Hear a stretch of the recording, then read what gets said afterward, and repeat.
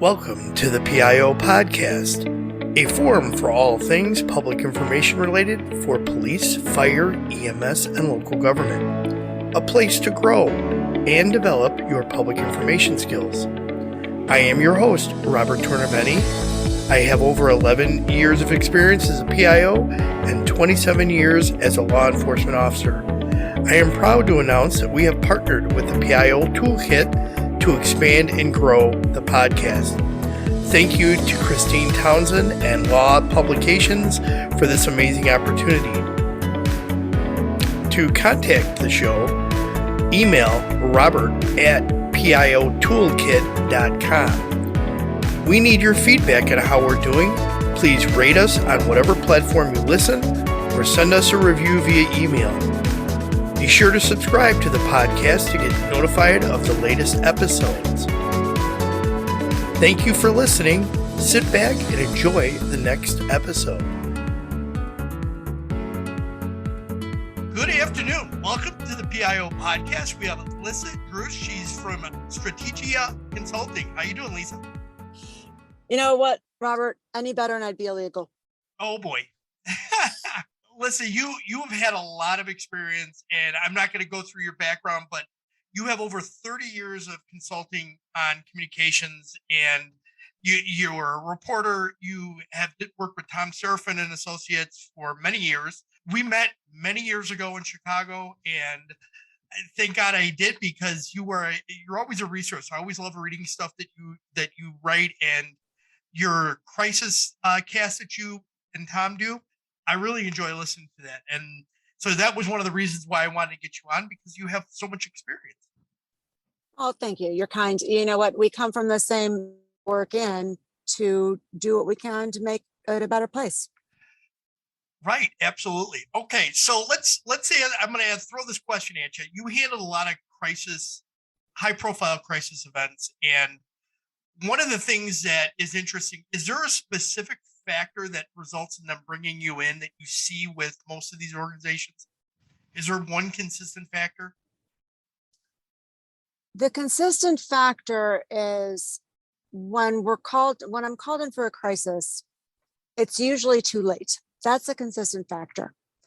I've had 2, 3, maybe 4 clients in my life who've actually called and said, hey, we want a proactive plan. Hey, we want to plan for the worst and hope for the best. Hey, we want to do this. And when I get those phone calls, I want to crawl through the phone and hug them, because they are actually planning for the worst and hoping for the best. Because it's not, in this day and age, it's not a matter of if a crisis is going to happen, it's when a crisis is going to happen. And when we're talking about law enforcement agencies, when we're talking about corporations, we're talking about anything, no one is prepared. Hardly anyone is prepared for a crisis, but you can be. And that's the problem, is you can be planned and you can mitigate the damages way before it even happens. Okay. So most of, like in my case, public sector organizations, they have in-house communications professionals. How could those in-house communications professionals prepare to handle the communications crisis? They have to understand what their strengths and weaknesses are. Their strengths are likely that they have ties to the community. They have good communication skills with residents, constituents, third-party groups, clergy, Boy Scouts, and the media. Even though social media, it pains me to say this as a 21-year journalist, social media is more important than traditional media, but the media still plays a key role, especially in smaller communities. They have to recognize their strengths and weaknesses, and the strengths are the connectivities they have. The weaknesses are they are usually not trained for crisis response. And crisis response is the number one thing, is you have to acknowledge something has happened. You don't need to give huge details on what happened, but you need to acknowledge that something has happened. You are looking into it and you're going to get back to them with more information as soon as you can. So you're talking more about like a holding statement, correct? Absolutely. I mean, just acknowledge that something has happened and they'll get back to them.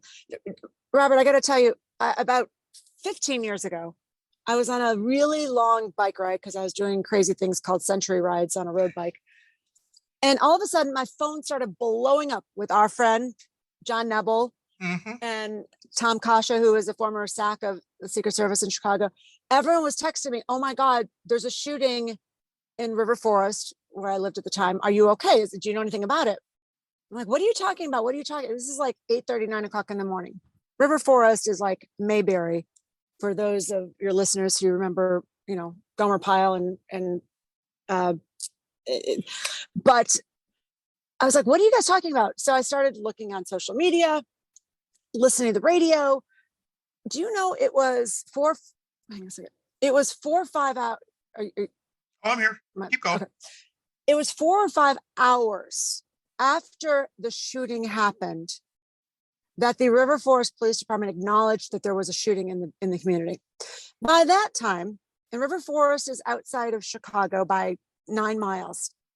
By that time, CBS Radio in Chicago had every hour on the half hour talked about the shooting in River Forest. And the line was, "There's been no comment from River Forest Police Department." Oh. And when you hear no comment, that is essentially an admission of guilt. Like you're hiding something or you did something wrong. 4.5 hours, they did not even acknowledge that there was a shooting in River Forest. And it ended up being a really sad domestic shooting, but it's a town that nothing happens, yet the police department wouldn't even acknowledge that there even was a shooting and they were looking into it. They could have quashed the fears of residents. They're on top of it, they're investigating, they know about it, but they didn't even do that. And it was, I never worked with the village, and I use this as an example. I love the village, and they have a fantastic police chief now who was not the chief at the time. But the point of the matter is just acknowledge something's happened so that you appear knowledgeable and you appear like you're working on it. All right. So Lissa, you had alluded earlier that one of the big issues is that organizations don't bring you in until it's too late. When do they consider bringing you in the training phase, when they're trying to train people, or when they're they're developing their whole community-wide plan? When do they decide to bring us in? Or Mhm. I'm sorry, rephrase your question. Yes. When do they decide to bring you in? When is it best to look at bringing in a crisis communications professional like you? So having a good crisis communication plan is like having an insurance policy. You pay a little bit upfront for a long-term investment.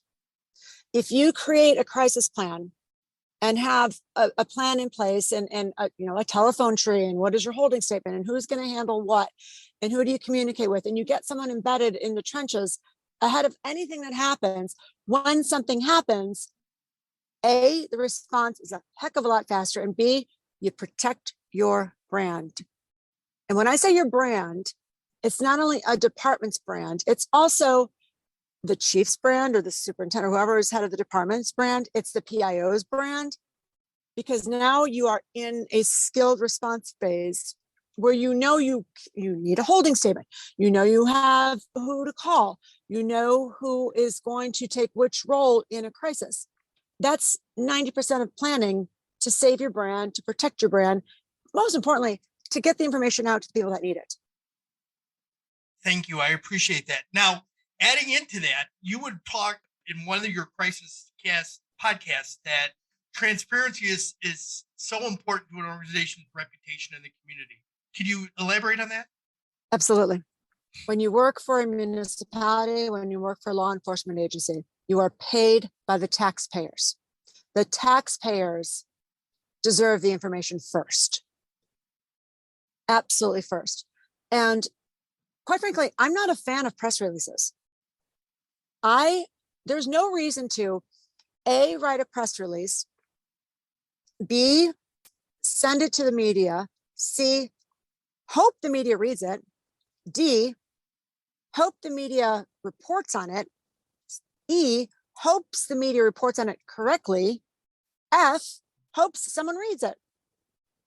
Why should you go through all those steps when in this day and age, when you have email, Facebook, Twitter, LinkedIn, whatever, TikTok, I'm sure we're not going to do TikToks, you can write a letter directly to the residents and let them hear it from you first and use that letter as a press release. So for example, a building collapses. and the street's going to be closed for weeks as they excavate and they shore up the building and they do X, Y, and Z. Well, you know what? The fire chief or the police chief should say, here's what happened, dear residents of Mayberry. Here's what happened today at 17 hours, the building collapsed, and thank God everything was okay. But you know what? The streets are going to be closed for a while. In the closure, please try and avoid these areas as we do this. We'll update this as we can. Thank you so much. Chief Gomer Pyle. And that goes directly to the residents. It does two things. It builds the connection between the residents and the department. And you are imparting that you care about them first. And then you can send that same letter to the media. Say, here's a letter we just issued to our residents. Okay. I get it. All right. So let me ask you this. In a crisis, why is defending losing? Oh, good God. That's a lawyer. When you're defending, you're losing. When you're explaining, you're winning. And that's the most important thing. You need to explain. You need to define the facts, because at the end of the day, the facts will always win. The facts will always win. Okay. So but let me comment on that. Go ahead. It's human nature to defend. It is absolutely human nature to defend.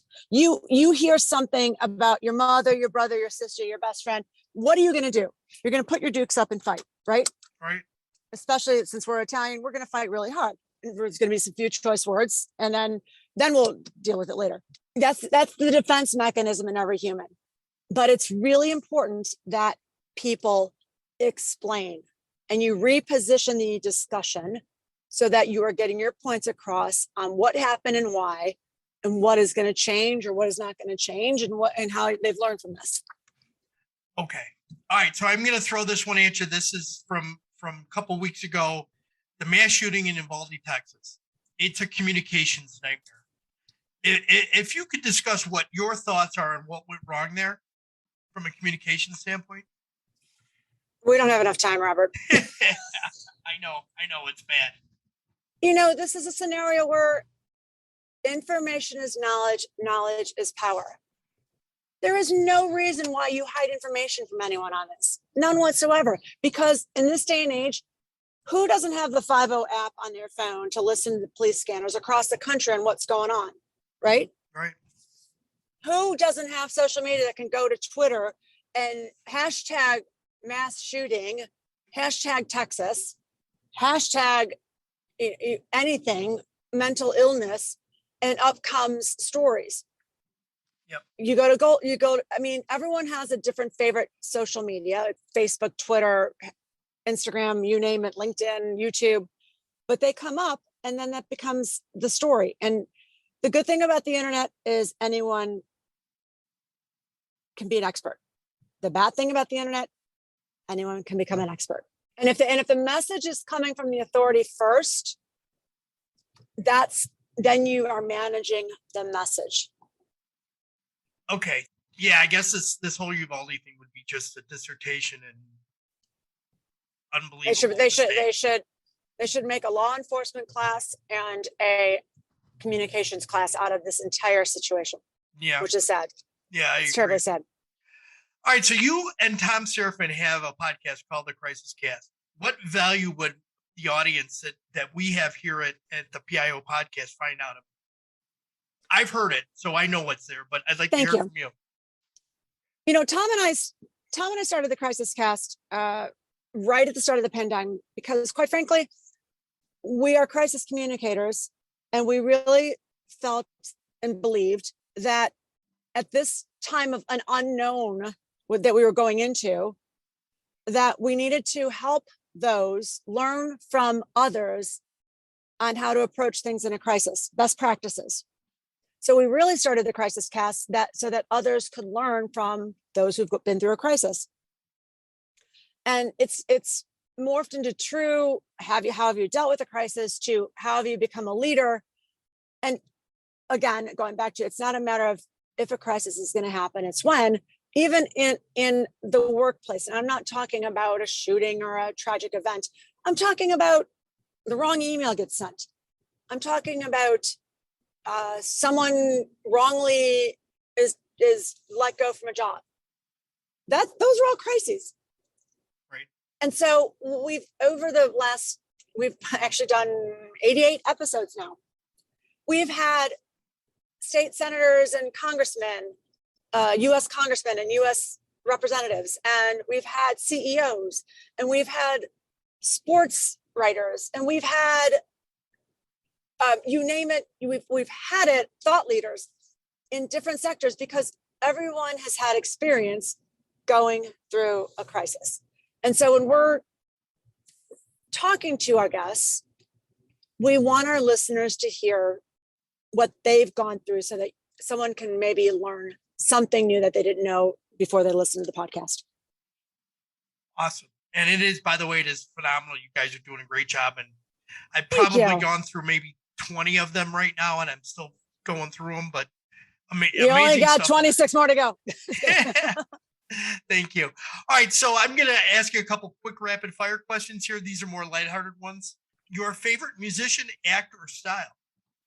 My favorite musician was my father, Lenny Druss, who was an incredibly accomplished jazz, studio, and theater musician in Chicago. Oh, I did not know that. One of the reasons he died at a young age of 61, 32 years ago. But one of the reasons I keep my maiden name Druss is because to this day, I still run into people and they say, "Are you Lenny Druss's daughter?"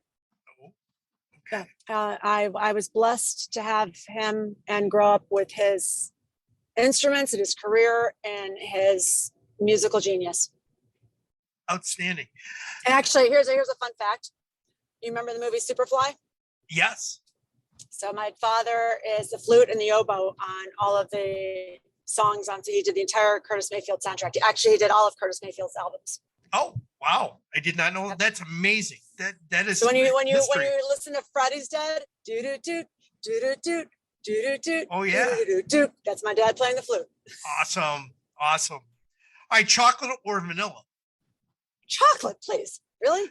I did hear this somewhere that you have a guilty pleasure of Heath Bar Blizzards from Dairy Queen. Ooh, I do. And I just, I can just look at it now and it applies the calories. So I try not to do that anymore. What would you consider a must-read book for you? Wow. You know what? A book written by my dear friend, Rich King, called My Maggie. Rich King is a retired legend sportscaster in the city of Chicago. And his wife of, I think it was over 30 years, they met in grammar school and they married and they never had any kids, but she became legally blind and legally deaf and died of cancer. But she was a staple in the blind deaf community in Chicago. And after Maggie died, Rich wrote this beautiful, beautiful gift of a book that talks about love and sharing and disability. And it was really, when you think you have a bad day, you think about Maggie King and you just are like, wow, I think I'm going to be okay. That's kind of a very nice sentiment. I'll have to look that book up. Unbelievable. All right. If you could go back in time and talk to your 18-year-old self, what advice would you tell yourself? Put down the fork in college. We can all understand that very well. Yeah, I didn't gain the freshman 15. I gained the freshman 25. What's your favorite drink of choice? Io sono italiana. Vino, per favore. Madonna mia. Ooh, a good Chianti or? Chianti or Chardonnay. Or Montepulciano d'Abruzzo. Vino con mia casa, mia famiglia. Very good. All right. So final thoughts, Lissa. What's the biggest takeaway our listeners can get from listening to you? Prepare, plan.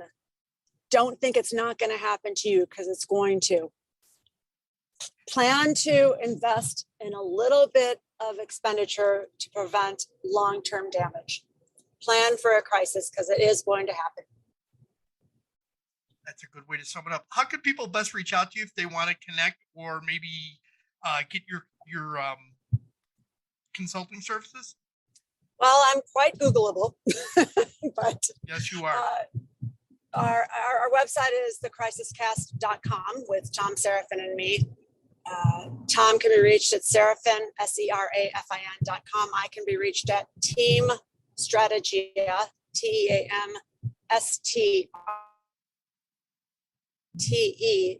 TEAMSTRATEGIA.com.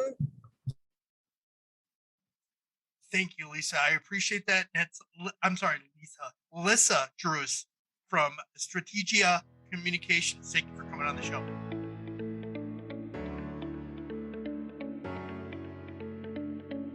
We hope you enjoyed this episode. Be sure to subscribe to the podcast to get notified of the latest episode. If you are listening on a platform that allows reviews, please give us a review. We appreciate any review, good or bad. It helps us improve on each episode. Until next time, be safe.